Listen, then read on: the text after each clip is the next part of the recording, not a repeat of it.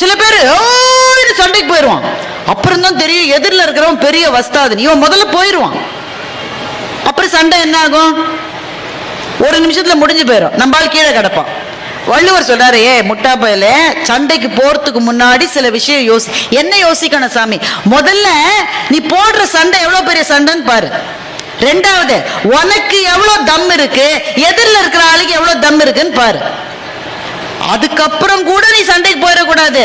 உனக்கு நண்பர்கள் இருக்காங்கல்ல, வடிவேலுக்கு பின்னாடி சில பேர் இருப்பாங்களே, பாத்திருக்கீங்களா? கட்டத்துறைக்கு பின்னாடி 2-3 பேர் இருப்பாங்கல்ல, இந்த கோட்டை தாண்டி நீயும் வரக்கூடாது நானும் வரக்கூடாது அப்படின்ட்டு திரும்பி பார்த்தா ஒரு பயல் இருக்க மாட்டோம், எல்லாரும் ஓடி இருப்பாங்க. உனக்கு வாச்ச நண்பர்கள்லாம் அப்படி இருந்தா படையாத்தான் வந்தாங்க. சண்டைக்கு வரியானு அத்தனையும் ஓடி போயிட்டான். திரும்பி பார்த்தா ஒரு ஆள் இல்ல. வள்ளுவர் சொல்றாரு, வினை வலியும் தன் வலியும் மாற்றான் வலியும் துணை வலி. யாருடைய துணை? உன்னுடைய துணைவர்கள், அவனுடைய துணைவர்கள். எல்லாத்தையும் அசஸ் பண்ணி நீ ஜெயிப்பானா பேட்டில் ஃபீல்டுக்கு போ, இல்லடா போகாதன்னு.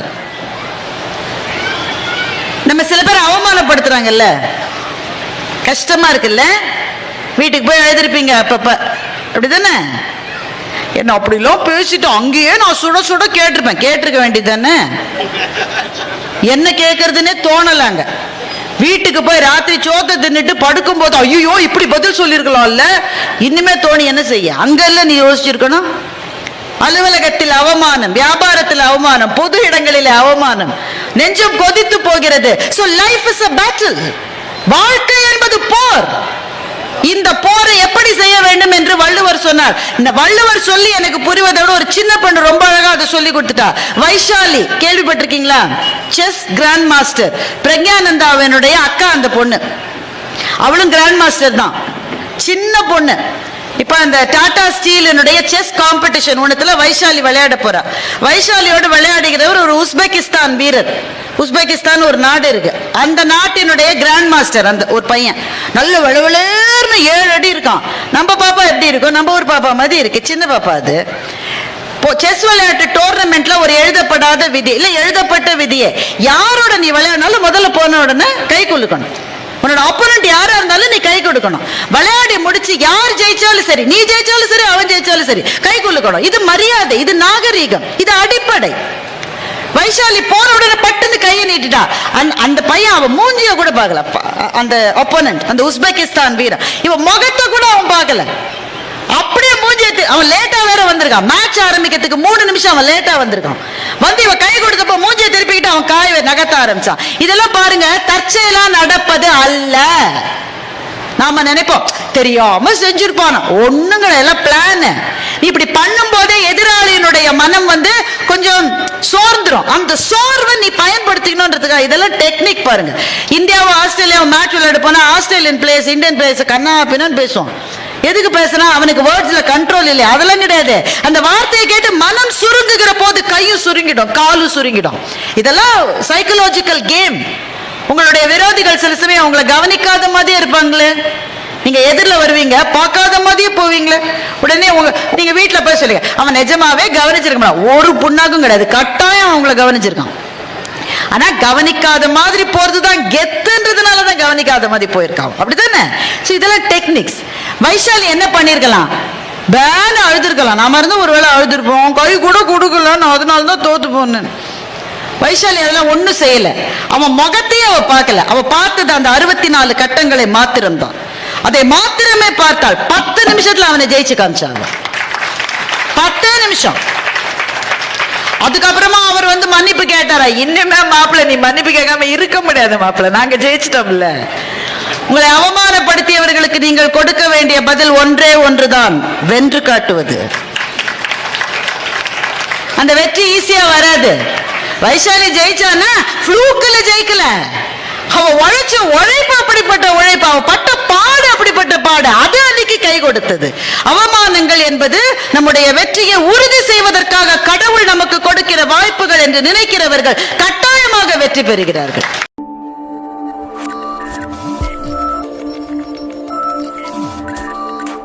இந்த தமிழ்நாட்டு மண்ணிலே கவிஞர்கள் எப்படி வாழ்ந்தார்கள்? எங்கள் பாரதி 39 வயதிலே இறந்து போனான். பாரதியினுடைய கான்டெம்பரரி, அவர் வாழ்ந்த காலத்திலே வாழ்ந்த தாகூர் கிட்டத்தட்ட 90 வயதுக்கு மேலே வாழ்ந்தார். தாகூருக்கு நோபல் பரிசு கிடைத்தது, பாரதிக்கு ஒரு பரிசும் கிடைக்கல. தாகூர் நினைத்தபடி சாந்தி நிகேதனை கட்டமைக்கக்கூடிய வாய்ப்புகளை காலம் தாகூருக்கு கிடைத்தது. பாரதியினுடைய கனவுகள் ஏதாவது நிறைவேறியதா என்று எனக்கு தெரியவில்லை. எனக்கு தெரியவில்லை. 1-2 நிறைவேறி இருக்கலாம், பெரும்பாலான கனவுகள் நிறைவேறவில்லை. இந்த தேசம் விடுதலை பெற வேண்டும் என்று அவன் கண்ட அந்த அடிப்படை கனவு நிறைவேறுகிற போது கூட பாரதி உயிரோடு இல்லை.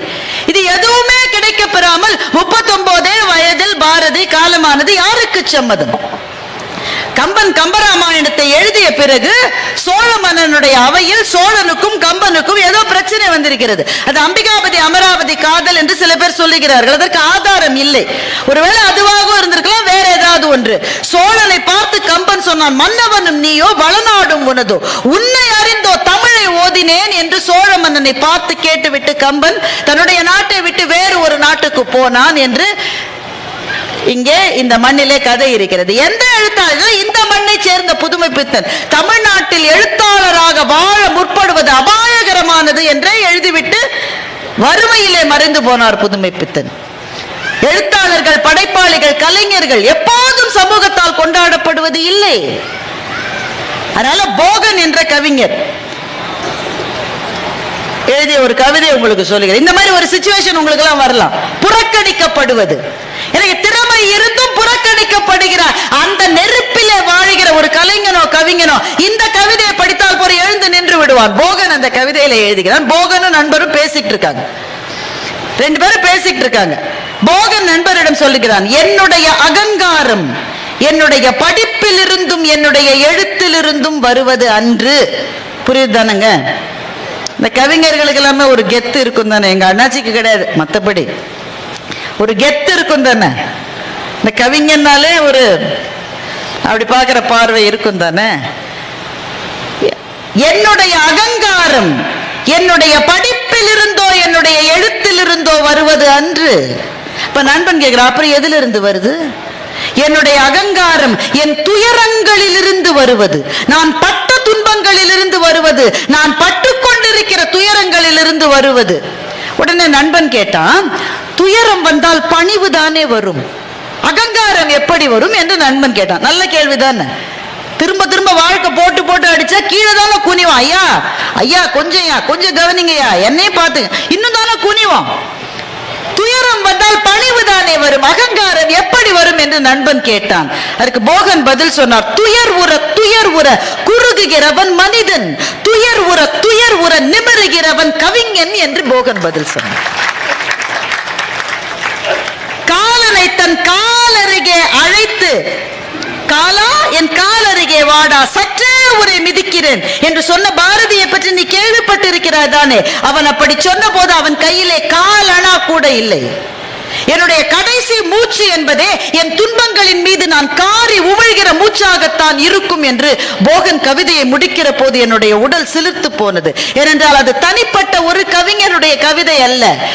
துயரத்திலே வாடிக்கொண்டிருக்கிற எத்தனையோ படைப்பாளிகளுக்கு, கவிஞர்களுக்கு, கலைஞர்களுக்கு போகன் தந்திருக்கிற உயிர் சக்தி அது. இந்த ஒரு லைனை மாத்திரம் வச்சுக்கோங்க. துயர் உற குறுகுகிறவன் மனிதன், துயர் உற நிமிருகிறவன் கவிஞன் என்றால் கவிஞன் ஒரு சமூகத்துக்கு எவ்வளவு தேவையானவன் என்பதை இந்த கவிதையை காட்டிலும் எப்படி சொல்லிவிட முடியும்.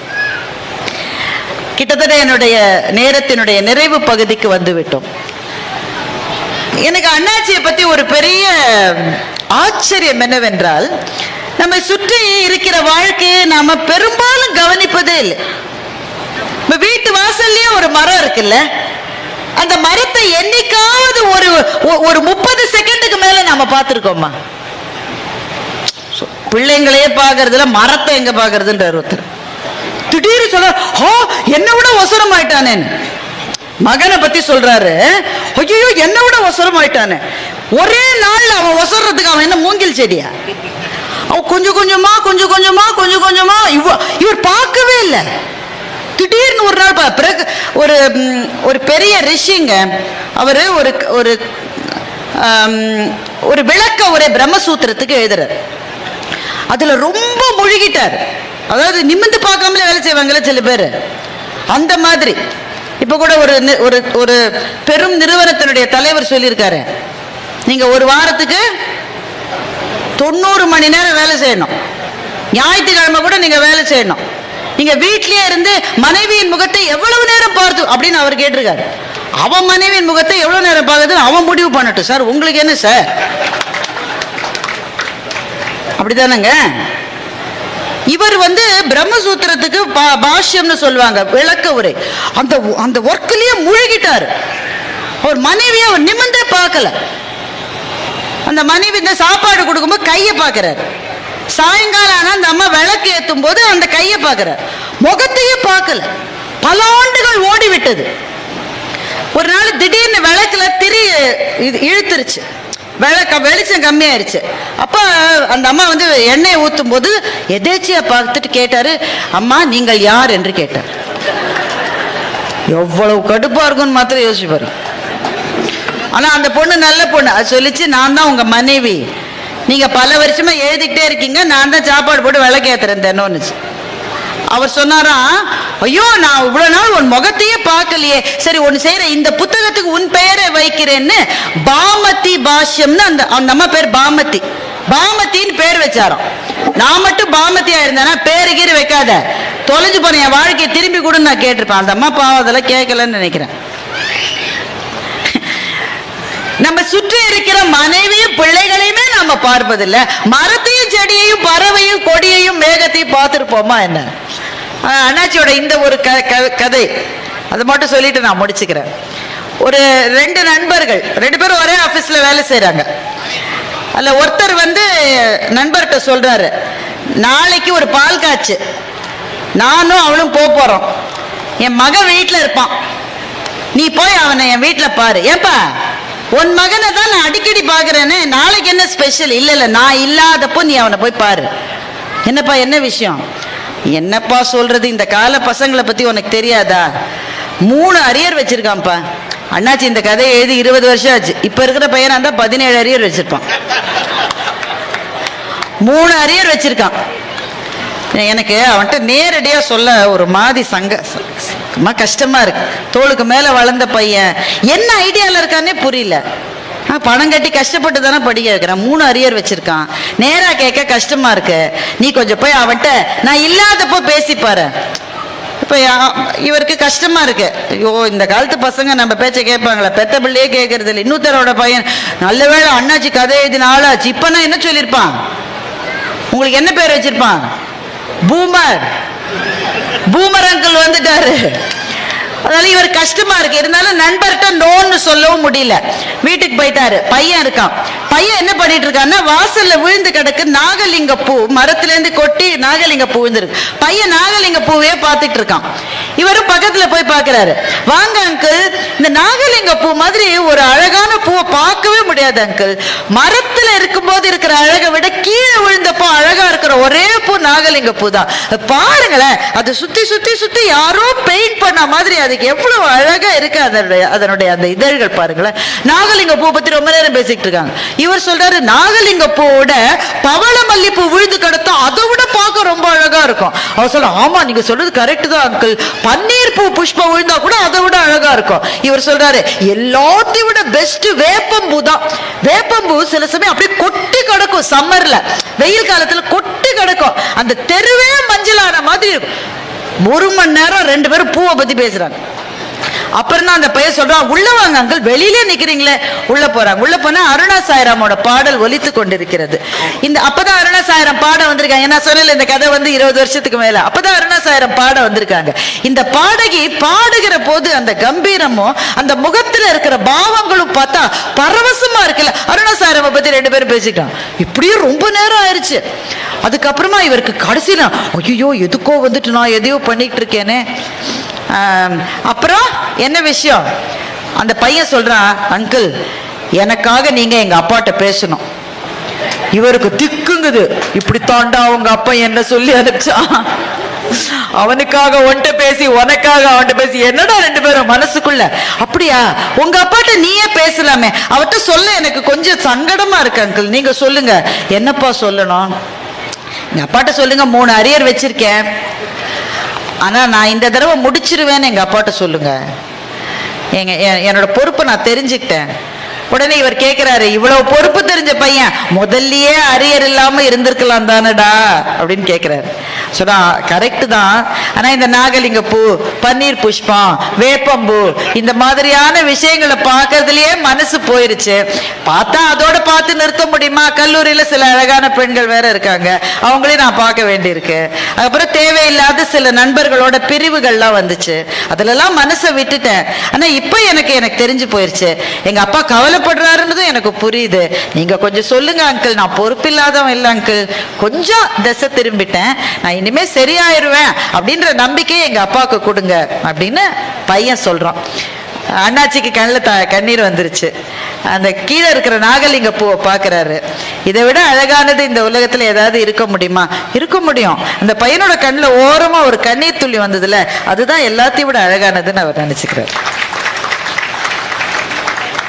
நம்ம பிள்ளைகளை பத்தி நமக்கு சின்ன பயங்கள் இருந்தா இந்த கதையை படிங்க, பயம்லாம் போயிடும். அண்ணாச்சியனோட வேலை அதுதான். வாழ்க்கையை பற்றி நமக்கு இருக்கிற சந்தேகங்களை, பயங்களை, இந்த வாழ்க்கை ரொம்ப கொடூரமானதோன்னு நமக்கு தோன்றுகிற சில விஷயங்களை நம் மனத்திலிருந்து எடுத்து வெளியே போட யாருடைய எழுத்துக்காவது சக்தி இருக்கிறது என்றால் அது வண்ணதாசன் என்கின்ற கவிஞனுடைய எழுத்துக்கு இருக்கிற சக்தி. ஆனா அவர் சொல்றபடி வாழ்க்கை உண்மையிலேயே அழகானதா? அந்த கேள்வி இருக்குல்ல. உண்மையிலேயே அவர் வடித்து காட்டுகிற மனிதர்கள் மாதிரி எல்லாருமே ரொம்ப நிறைந்தவர்களா? இல்ல, அது கிடையாது. நமக்கு தெரியும். we know life is not fair. இந்த வாழ்க்கை நியதிகளாலும் நீதிகளாலும் கட்டமைக்கப்பட்ட வாழ்க்கை அல்ல. இதிலே பொறாமை இருக்கிறது, இதிலே காழ்ப்பு இருக்கிறது, இதிலே பின்னிலிருந்து முதுகிலே குத்துகிற நம்பிக்கை துரோகங்கள் இருக்கின்றன, நம்மை சுற்றி கயமை இருக்கிறது, எல்லாம் இருக்கு. ஆனா இதுக்கு நடுவுல தானே சாமி நம்ம வாழ வேண்டியிருக்கு. அப்படி வாழ்கிற போது எதையாவது பிடிச்சுக்கிட்டா தானே எந்திரிச்சு நிக்க முடியும். எதை பிடிச்சுக்கலாம்னா அவருடைய கவிதையும் கதைகளையும் பிடித்து கொள்ளலாம். வாழ்க்கையின் மீது நமக்கு நம்பிக்கை வரும். நிறைவாக ஒன்றை சொல்லுகிறேன், எப்படி கவிதை நமக்கு வழிகாட்டும் என்பதற்கு. டைம்ஸ் ஆஃப் இந்தியா நாளிதழ்ல அடுத்த வாரம் நான் எழுத போகிற திருக்குறள் இதுதான். ரொம்ப சிம்பிளா ஒண்ணு சொல்லியிருக்காரு, how to fight your battles என்று வள்ளுவர் சொல்லுகிறார். வினை வலியும் தன் வலியும் மாற்றான் வலியும் துணை வலியும் தூக்கி செயல், இவ்வளவுதான் திருக்குறள். இது ஒரு கவிதையான கவிதை தான். இது ஒரு ஆணை மாதிரி, இது ஒரு கட்டளை மாதிரி நமக்கு சொல்றாரு. சில பேர் சண்டைக்கு போயிடுவான், அப்புறம் தான் தெரியும் எதிரில் இருக்கிறவன் பெரிய வஸ்தாது, இவன் முதல்ல போயிடுவான். அப்புறம் சண்டை என்ன ஆகும்? ஒரு நிமிஷத்துல முடிஞ்சு போயிடும், நம்மால் கீழே கிடப்பான். வள்ளுவர் சொல்றாரு, முட்டா பயல, சண்டைக்கு போறதுக்கு முன்னாடி சில விஷயம் என்ன யோசிக்கணும் சாமி? முதல்ல நீ போடுற சண்டை எவ்வளவு பெரிய சண்டைன்னு பாரு. ரெண்டாவது, உனக்கு எவ்வளவு தம் இருக்கு, எதிரில் இருக்கிற ஆளுக்கு எவ்வளவு தம் இருக்குன்னு பாரு. அதுக்கப்புறம் கூட நீ சண்டைக்கு போயிடக்கூடாது. உனக்கு நண்பர்கள் இருக்காங்கல்ல, வடிவேலுக்கு பின்னாடி சில பேர் இருப்பாங்களே, பாத்திருக்கீங்களா? கட்டத்துறைக்கு பின்னாடி 2-3 பேர் இருப்பாங்கல்ல, இந்த கோட்டை தாண்டி நீயும் வரக்கூடாது நானும் வரக்கூடாது அப்படின்னு திரும்பி பார்த்தா ஒரு பயில இருக்க மாட்டோம், எல்லாரும் ஓடி இருப்பாங்க. உனக்கு வாச்ச நண்பர்கள்லாம் அப்படி இருந்தா படையாத்தான் வந்தாங்க, சண்டைக்கு வரியானு அத்தனையும் ஓடி போயிட்டான், திரும்பி பார்த்தா ஒரு ஆள் இல்ல. வள்ளுவர் சொல்றாரு, வினை வலியும் தன் வலியும் மாற்றான் வலியும் துணை வலி. யாருடைய துணை? உன்னுடைய துணைவர்கள், அவனுடைய துணைவர்கள், எல்லாத்தையும் அசஸ் பண்ணி நீ ஜெயிப்பானா பேட்டில் ஃபீல்டுக்கு போ, இல்லடா போகாதன்னு. நம்ம சில பேர் அவமானப்படுத்துறாங்கல்ல, கஷ்டமா இருக்குல்ல, வீட்டுக்கு போய் எழுதிருப்பீங்க அப்பப்ப, அப்படிதானே? என்ன அப்படிலாம் பேசிட்டு அங்கேயே நான் சுட சுட கேட்டிருக்க வேண்டியது தானே? என்ன கேட்கறதுன்னே தோணலாங்க. வீட்டுக்கு போய் ராத்திரி சோத்தை தின்னுட்டு படுக்கும் போது ஐயோ இப்படி பதில் சொல்லிருக்கலாம்ல, இனிமே தோணி என்ன செய்ய? அங்கல்ல நீ யோசிச்சிருக்கணும். அலுவலகத்தில் அவமானம், வியாபாரத்தில் அவமானம், பொது இடங்களில் அவமானம், நெஞ்சம் கொதித்து போகிறது. So life is a battle. வாழ்க்கை என்பது போர். இந்த போரை எப்படி செய்ய வேண்டும் என்று வள்ளுவர் சொன்னார். இந்த வள்ளுவர் சொல்லி எனக்கு புரிவதோட ஒரு சின்ன பொண்ணு ரொம்ப அழகா அதை சொல்லி கொடுத்துட்டா. வைஷாலி, கேள்விப்பட்டிருக்கீங்களா? செஸ் கிராண்ட் மாஸ்டர், பிரக்ஞானந்தாவினுடைய அக்கா அந்த பொண்ணு. அவளும் கிராண்ட் மாஸ்டர் தான், சின்ன பொண்ணு. இப்ப அந்த டாடா ஸ்டீலினுடைய செஸ் காம்படிஷன் ஒண்ணுத்துல வைஷாலி விளையாட போறா. வைஷாலியோடு விளையாடுகிறவர் ஒரு உஸ்பெகிஸ்தான் வீரர், உஸ்பெகிஸ்தான் ஒரு நாடு இருக்கு. அந்த நாட்டினுடைய கிராண்ட் மாஸ்டர் அந்த ஒரு பையன் நல்ல வலுவலேர்னு 7 அடி இருக்கான். நம்ம பாப்பா எப்படி இருக்கும்? நம்ம ஒரு பாப்பா மாதிரி இருக்கு, சின்ன பாப்பா. அது செஸ் விளையாட்டு டோர்னமெண்ட்ல ஒரு எழுதப்படாத விதி இல்ல, எழுதப்பட்ட விதியே, யாரோட நீ விளையாடினாலும் முதல்ல போன உடனே கை குலுக்கணும். உன்னோட ஆப்போனன்ட் யாரா இருந்தாலும் நீ கை கொடுக்கணும். விளையாடி முடிச்சு யார் ஜெயிச்சாலும் சரி, நீ ஜெயிச்சாலும் சரி, அவன் ஜெயிச்சாலும் சரி, கை குலுக்கணும். இது மரியாதை, இது நாகரீகம், இது அடிப்படை. வைஷாலி போன உடனே பட்டுன்னு கையை நீட்டிட்டா. அந்த பையன் அவன் மூஞ்சிய கூட பார்க்கல, அந்த ஆப்போனன்ட், அந்த உஸ்பெகிஸ்தான் வீரன், இவன் முகத்தை கூட அவன் பார்க்கல. அப்படியே மூஞ்சி, அவன் லேட்டா வேற வந்திருக்கான். மேட்ச் ஆரம்பிக்கிறதுக்கு 3 நிமிஷம் அவன் லேட்டா வந்திருக்கான். வந்து இவன் கை கொடுத்தப்ப மூஞ்சியை திருப்பிக்கிட்டு அவன் காய நகர்த்த ஆரம்பிச்சான். இதெல்லாம் பாருங்க, தற்செயலா நடப்பது அல்ல. நாம நினைப்போம் தெரியாம செஞ்சிருப்பான், ஒண்ணுங்க எல்லாம் பிளான். நீ இப்படி பண்ணும் போதே எதிராளியினுடைய மனம் வந்து கொஞ்சம் சோர்ந்துரும். அந்த சோர்வை நீ பயன்படுத்திக்கணும்ன்றதுக்காக இதெல்லாம் டெக்னிக் பாருங்க. இந்தியாவும் ஆஸ்திரேலியாவும் மேட்ச் விளையாட போனா ஆஸ்திரேலியன் பிளேயர்ஸ் இந்தியன் பிளேயர்ஸ் கண்ணா பின்னு பேசுவோம். எதுக்கு பேசுனா? அவனுக்கு வேர்ட்ஸ்ல கண்ட்ரோல் இல்லை, அதெல்லாம் கிடையாது. அந்த வார்த்தையை கேட்டு மனம் சுருங்குகிற போது கையும் சுருங்கிடும், காலும் சுருங்கிடும். இதெல்லாம் சைக்கலாஜிக்கல் கேம். உங்களுடைய விரோதிகள் சில சமயம் உங்களை கவனிக்காத மாதிரியே இருப்பாங்களே, நீங்க எதிரில் வருவீங்க, பார்க்காத மாதிரியே போவீங்களே, உடனே நீங்க வீட்டுல போய் சொல்லுங்க அவன் நிஜமாவே கவனிச்சிருக்க, ஒரு புண்ணாக்கும் கிடையாது, கட்டாயம் அவங்கள கவனிச்சிருக்கான். ஆனா கவனிக்காத மாதிரி போறதுதான் கெத்துன்றதுனாலதான் கவனிக்காத மாதிரி போயிருக்கான், அப்படித்தானே? இதெல்லாம் டெக்னிக்ஸ். வைஷாலி என்ன பண்ணிருக்கலாம்? பேன அழுதுருக்கலாம். நாம இருந்து ஒருவேளை அழுதுருப்போம், கை கூட கொடுக்கலன்னு, அதனாலதான் தோத்து போனேன். வைஷாலி அதெல்லாம் ஒண்ணும் செய்யல. அவன் முகத்தையே அவ பார்க்கல. அவ பார்த்தது அந்த 64 கட்டங்களை மாத்திரம்தான். அதை மாத்திரமே பார்த்தால் 10 நிமிஷத்துல அவனை ஜெயிச்சு காமிச்சாங்க. 10 நிமிஷம். அதுக்கப்புறமா அவர் வந்து மன்னிப்பு கேட்டாரா? இன்னுமே மாப்பிள்ள நீ மன்னிப்பு கேட்காம இருக்க முடியாது மாப்பிள்ள, நாங்க ஜெயிச்சிட்டோம்ல. உங்களை அவமானப்படுத்தியவர்களுக்கு நீங்கள் கொடுக்க வேண்டிய பதில் ஒன்றே ஒன்றுதான், வென்று காட்டுவது. அந்த வெற்றி ஈஸியா வராது. வைஷாலி ஜெயிச்சானா ஃப்ளூக்ல ஜெயிக்கல, அவ உழைச்ச உழைப்பு அப்படிப்பட்ட உழைப்பு, அவ பட்ட பாடு அப்படிப்பட்ட பாடு, அது அன்னைக்கு கை கொடுத்தது. அவமானங்கள் என்பது நம்முடைய வெற்றியை உறுதி செய்வதற்காக கடவுள் நமக்கு கொடுக்கிற வாய்ப்புகள் என்று நினைக்கிறவர்கள் கட்டாயமாக வெற்றி பெறுகிறார்கள். இகழ்ச்சியர் கெட்டாரை உள்ளுக தாந்தம் மகிழ்ச்சியின் மைந்தரும் பொழுது முயூவ விளக்க உரை. தாம் தம் மகிழ்ச்சியால் செருக்கு கொண்டு கடமையை மறந்திருக்கும் போது அவ்வாறு சோர்ந்திருந்த காரணத்தால் முற்காலத்தில் அழிந்தவரை நினைக்க வேண்டாம். சாலமன் பாப்பையா விளக்க உரை. தம் மகிழ்ச்சியில் மனவலிமை பெறும் பொழுது எல்லாம் முற்காலத்தில் மகிழ்ச்சியால் மறதி கொண்டு அழிந்தவர்களை நினைவிற்கொள்க. கலைஞர் விளக்க உரை. மமதியால் பூரித்துப் போய் கடமைகளை மறந்திருப்பவர்கள் அப்படி மறந்து போய் அழிந்து போனவர்களை நினைத்துப் பார்த்த. இகழ்ச்சியர் கெட்டாரை உள்ளுக தாந்தம் மகிழ்ச்சியின் மைந்தரும் பொழுது முயூவ விளக்க உரை.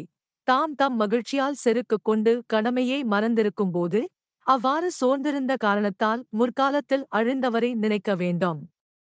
சாலமன் பாப்பையா விளக்க உரை. தம் மகிழ்ச்சியில் மனவலிமை பெறும் பொழுது எல்லாம் முற்காலத்தில் மகிழ்ச்சியால் மறதி கொண்டு அழிந்தவர்களை நினைவிற்கொள்க. கலைஞர் விளக்க உரை. மமதியால் பூரித்துப் போய் கடமைகளை மறந்திருப்பவர்கள் அப்படி மறந்து போய் அழிந்து போனவர்களை நினைத்துப் பார்த்த. இகழ்ச்சியர் கெட்டாரை உள்ளுக தாந்தம் மகிழ்ச்சியின் மைந்தரும் பொழுது முயூவ விளக்க உரை. தாம் தம் மகிழ்ச்சியால் செருக்கு கொண்டு கடமையை மறந்திருக்கும் போது அவ்வாறு சோர்ந்திருந்த காரணத்தால் முற்காலத்தில் அழிந்தவரை நினைக்க வேண்டாம். சாலமன் பாப்பையா விளக்க உரை. தம் மகிழ்ச்சியில் மனவலிமை பெறும் பொழுது எல்லாம் முற்காலத்தில் மகிழ்ச்சியால் மறதி கொண்டு அழிந்தவர்களை நினைவிற்கொள்க. கலைஞர் விளக்க உரை. மமதியால் பூரித்துப் போய் கடமைகளை மறந்திருப்பவர்கள் அப்படி மறந்து போய் அழிந்து போனவர்களை நினைத்துப் பார்த்த. இகழ்ச்சியர் கெட்டாரை உள்ளுக தாந்தம் மகிழ்ச்சியின் மைந்தரும் பொழுது முயூவ விளக்க உரை. தாம் தம் மகிழ்ச்சியால் செருக்கு கொண்டு கடமையை மறந்திருக்கும் போது அவ்வாறு சோர்ந்திருந்த காரணத்தால் முற்காலத்தில் அழிந்தவரை நினைக்க வேண்டாம். சாலமன் பாப்பையா விளக்க உரை. தம் மகிழ்ச்சியில் மனவலிமை பெறும் பொழுது எல்லாம் முற்காலத்தில் மகிழ்ச்சியால் மறதி கொண்டு அழிந்தவர்களை நினைவிற்கொள்க. கலைஞர் விளக்க உரை. மமதியால் பூரித்துப் போய் கடமைகளை மறந்திருப்பவர்கள் அப்படி மறந்து போய் அழிந்து போனவர்களை நினைத்துப் பார்த்த. இகழ்ச்சியர் கெட்டாரை உள்ளுக தாந்தம் மகிழ்ச்சியின் மைந்தரும் பொழுது முயூவ விளக்க உரை. தாம் தம் மகிழ்ச்சியால் செருக்கு கொண்டு கடமையை மறந்திருக்கும் போது அவ்வாறு சோர்ந்திருந்த காரணத்தால் முற்காலத்தில் அழிந்தவரை நினைக்க வேண்டாம். சாலமன் பாப்பையா விளக்க உரை. தம் மகிழ்ச்சியில் மனவலிமை பெறும் பொழுது எல்லாம் முற்காலத்தில் மகிழ்ச்சியால் மறதி கொண்டு அழிந்தவர்களை நினைவிற்கொள்க. கலைஞர் விளக்க உரை. மமதையால் பூரித்துப் போய் கடமைகளை மறந்திருப்பவர்கள், அப்படி மறந்து போய் அழிந்து போனவர்களை நினைத்துப் பார்த்த. இகழ்ச்சியிற் கெட்டாரை உள்ளுக தாந்தம் மகிழ்ச்சியின் மைந்தரும் போழ்து முயூவ விளக்க உரை. தாம் தம் மகிழ்ச்சியால் செருக்குக் கொண்டு கடமையை மறந்திருக்கும்போது, அவ்வாறு சோர்ந்திருந்த காரணத்தால் முற்காலத்தில் அழிந்தவரை நினைக்க வேண்டாம். சாலமன் பாப்பையா விளக்க உரை. தம் மகிழ்ச்சியில் மனவலிமை பெறும் பொழுது எல்லாம் முற்காலத்தில் மகிழ்ச்சியால் மறதி கொண்டு அழிந்தவர்களை நினைவிற்கொள்க. கலைஞர் விளக்க உரை. மமதையால் பூரித்துப் போய் கடமைகளை மறந்திருப்பவர்கள், அப்படி மறந்து போய் அழிந்து போனவர்களை நினைத்துப் பார்த்த. இகழ்ச்சியிற் கெட்டாரை உள்ளுக தாந்தம் மகிழ்ச்சியின் மைந்தரும் போழ்து முயூவ விளக்க உரை. தாம் தம் மகிழ்ச்சியால் செருக்குக் கொண்டு கடமையை மறந்திருக்கும்போது, அவ்வாறு சோர்ந்திருந்த காரணத்தால் முற்காலத்தில் அழிந்தவரை நினைக்க வேண்டாம். சாலமன் பாப்பையா விளக்க உரை. தம் மகிழ்ச்சியில் மனவலிமை பெறும் பொழுது எல்லாம் முற்காலத்தில் மகிழ்ச்சியால் மறதி கொண்டு அழிந்தவர்களை நினைவிற்கொள்க. கலைஞர் விளக்க உரை. மமதையால் பூரித்துப் போய் கடமைகளை மறந்திருப்பவர்கள், அப்படி மறந்து போய் அழிந்து போனவர்களை நினைத்துப் பார்த்த. இகழ்ச்சியிற் கெட்டாரை உள்ளுக தாந்தம் மகிழ்ச்சியின் மைந்தரும் போழ்து முயூவ விளக்க உரை. தாம் தம் மகிழ்ச்சியால் செருக்குக் கொண்டு கடமையை மறந்திருக்கும்போது, அவ்வாறு சோர்ந்திருந்த காரணத்தால் முற்காலத்தில் அழிந்தவரை நினைக்க வேண்டாம். சாலமன் பாப்பையா விளக்க உரை. தம் மகிழ்ச்சியில் மனவலிமை பெறும் பொழுது எல்லாம் முற்காலத்தில் மகிழ்ச்சியால் மறதி கொண்டு அழிந்தவர்களை நினைவிற்கொள்க. கலைஞர் விளக்க உரை. மமதையால் பூரித்துப் போய் கடமைகளை மறந்திருப்பவர்கள், அப்படி மறந்து போய் அழிந்து போனவர்களை நினைத்துப் பார்த்த. இகழ்ச்சியிற் கெட்டாரை உள்ளுக தாந்தம் மகிழ்ச்சியின் மைந்தரும் போழ்து முயூவ விளக்க உரை. தாம் தம் மகிழ்ச்சியால் செருக்குக் கொண்டு கடமையை மறந்திருக்கும்போது, அவ்வாறு சோர்ந்திருந்த காரணத்தால் முற்காலத்தில் அழிந்தவரை நினைக்க வேண்டாம். சாலமன் பாப்பையா விளக்க உரை. தம் மகிழ்ச்சியில் மனவலிமை பெறும் பொழுது எல்லாம் முற்காலத்தில் மகிழ்ச்சியால் மறதி கொண்டு அழிந்தவர்களை நினைவிற்கொள்க. கலைஞர் விளக்க உரை. மமதையால் பூரித்துப் போய் கடமைகளை மறந்திருப்பவர்கள், அப்படி மறந்து போய் அழிந்து போனவர்களை நினைத்துப் பார்த்த. இகழ்ச்சியிற் கெட்டாரை உள்ளுக தாந்தம் மகிழ்ச்சியின் மைந்தரும் போழ்து முயூவ விளக்க உரை. தாம் தம் மகிழ்ச்சியால் செருக்குக் கொண்டு கடமையை மறந்திருக்கும்போது, அவ்வாறு சோர்ந்திருந்த காரணத்தால் முற்காலத்தில் அழிந்தவரை நினைக்க வேண்டாம். சாலமன் பாப்பையா விளக்க உரை. தம் மகிழ்ச்சியில் மனவலிமை பெறும் பொழுது எல்லாம் முற்காலத்தில் மகிழ்ச்சியால் மறதி கொண்டு அழிந்தவர்களை நினைவிற்கொள்க. கலைஞர் விளக்க உரை. மமதையால் பூரித்துப் போய் கடமைகளை மறந்திருப்பவர்கள், அப்படி மறந்து போய் அழிந்து போனவர்களை நினைத்துப் பார்த்த.